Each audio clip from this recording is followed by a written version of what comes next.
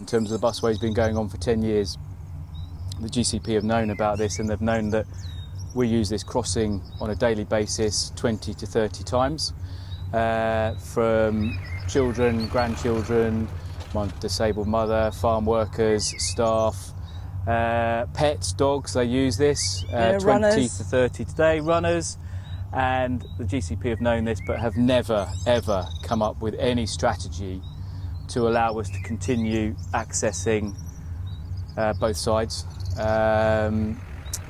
which I fear that once this comes in, actually, whilst there may be a crossing, given all the safety issues that have occurred and the county council's problems and they've had in terms of being fined 6 million for the deaths on other busways, they're proposing that this bus is going to travel at 55 miles an hour across here.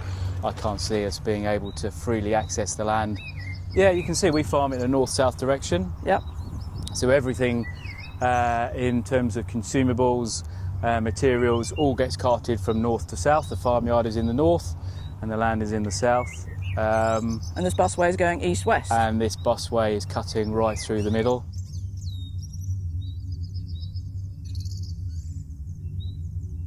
Another thing to mention as well is that we're standing in a field that the GCP has tried to acquire land at the bottom of the field to increase the bridleway for a further greenways cycle route.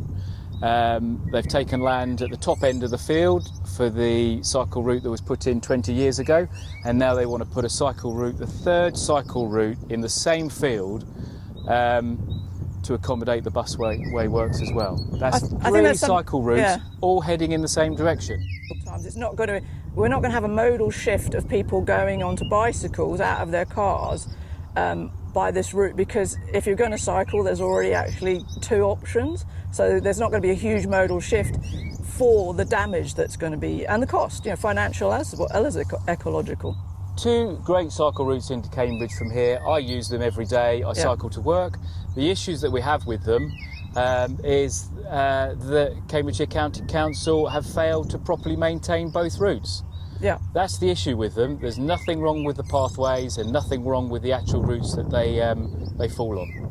Yeah, and the thing is, we reiterate, we've got most of the ejections, if not all of the ejections, are on this section, which there are parallel cycleways for.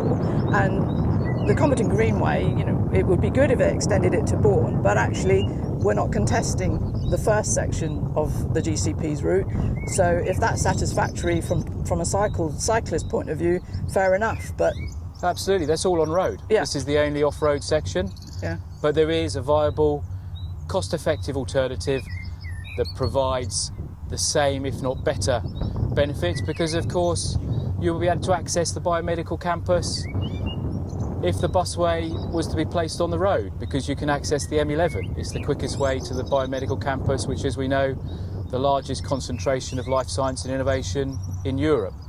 If we follow this path, there'll be a bridge over the M11, and that prevents the buses turning onto the M11 and accessing the biomedical campus. Yeah, just lands people in Grange Road, which is already a traffic choke point. And yet we all come to the agreement that we need to move people from the housing, which in this case west of Cambridge, to the biomedical campus, which is the biggest employment site Cambridge has. Yep.